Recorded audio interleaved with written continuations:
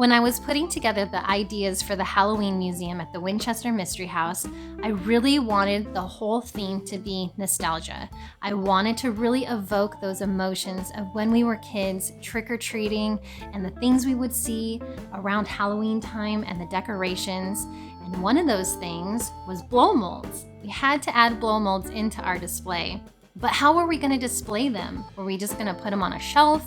Were we just going to shove them in a corner? Absolutely not. You know Chris and I, we have to do it over the top. I thought what could be more fun than putting the blow molds and displaying them on a house that you would go trick-or-treating at, right? That's right.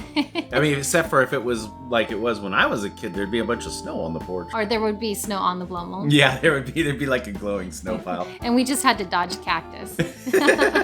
So with this house, I wanted to recreate the classic layout of a front porch, a door, a window, just something that all of us probably went. I mean, this house could be anywhere from California all the way through to New York. I mean, it could really be anywhere. Yeah, and the idea was to create levels for it to be displayed on, so the steps were a perfect idea. We did something similar to this in our old haunted house with the jack-o'-lanterns. We also constructed the front porch, the pillars and the walls and the framing of the windows and doors and stuff, just like we did the old haunted house facade. So if any of you guys are interested in how a lot of that stuff was constructed, we'll post a link on there for you to go check it out. Making everything from scratch, using a lot of little scrap pieces of wood and stuff. We used several different pieces to construct the door. It would have been a lot easier just to probably buy a door, but hey! Hey, I was looking on those curbs, man. I never found one. It's just that our door is like twice as heavy as a real door when it's all said and Shocker, done. Chris. But I got Jeannie here to lift it up. So a lot of the wood pieces are either MDF or plywood, Luan scraps, but it's just routing the edges and stacking pieces together, gluing and shooting them together to get all the details that we wanted to have that little 80s feel that Gina was going for. We did have a ceiling height in the museum space that Gina was in. 8 feet.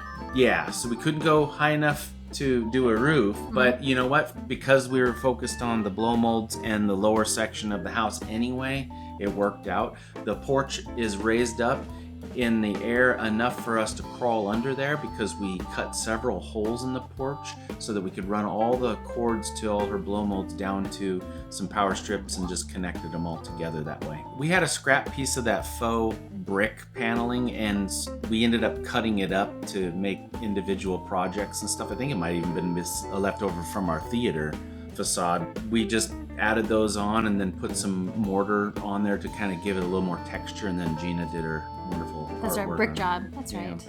As far as painting goes, it looks pretty simple, white, brown, yellow, but I actually did go in and I highlighted every seam. So with the white, I went back over with a gray. With the yellow, I went over with a darker yellow. The brown, did I do wood grain? I don't think I did do wood grain that time because I was gonna put the blow molds on it anyway. But if I didn't have blow molds on there, I would have wood grained the porch as well.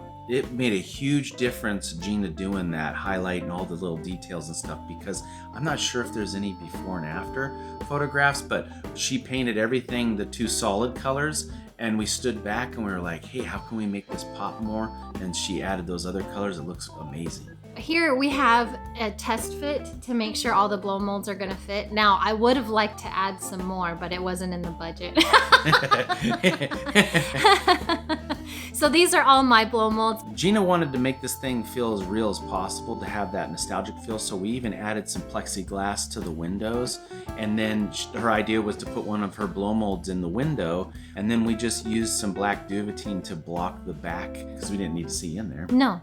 Used door hardware that you'd see back in the 90s, 80s, 90s. We even wired a light fixture. Yeah. And put a black light in it. That's right. That's right. Just because we love doing little Easter eggs and stuff, I had to talk Gina into letting me add an address number that was the Halloween house, Michael Meyer house number. So threw that on there. I don't think anyone noticed that though. Actually, well, I'm sure people probably. If they really looked at the house, they probably noticed. I think there's one or two little tabletop blow molds that are new to me this year. And then I added a couple more by the time we got to Winchester that I found out in the wild, as they say.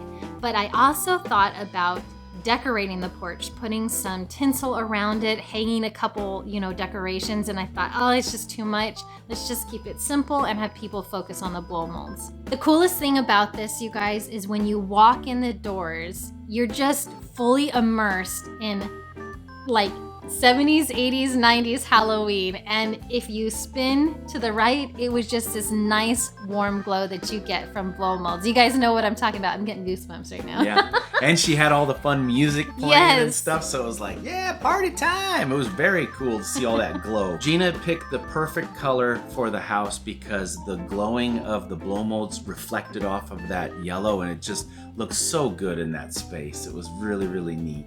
Another thing is if you're not going to have blow molds, you could also use this as a photo op. Yep, you can decorate it however you want for whatever trade show or event that you're Haunted doing. house, yeah. Yeah, so if anybody you guys are interested, you give us a little email.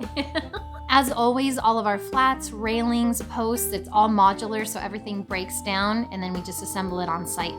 Yeah, it makes it a lot easier. Plus, it's always cool too because we show up and then like 2 or 3 hours later it's up and people are like, whoa, how did you do that so fast? Well, you guys, I absolutely love blow molds. If you do too, go ahead and give us a thumbs up. If you guys haven't seen the full walkthrough tour of our Halloween museum, we actually posted that a couple months ago, so go ahead and check that out, and then you guys can see everything that we had in there, and hopefully it'll bring back some memories for you as well. We really hope you guys enjoyed this. We'll have a couple more videos coming out soon, so make sure you guys are subscribed, click that like, and we'll see you next time.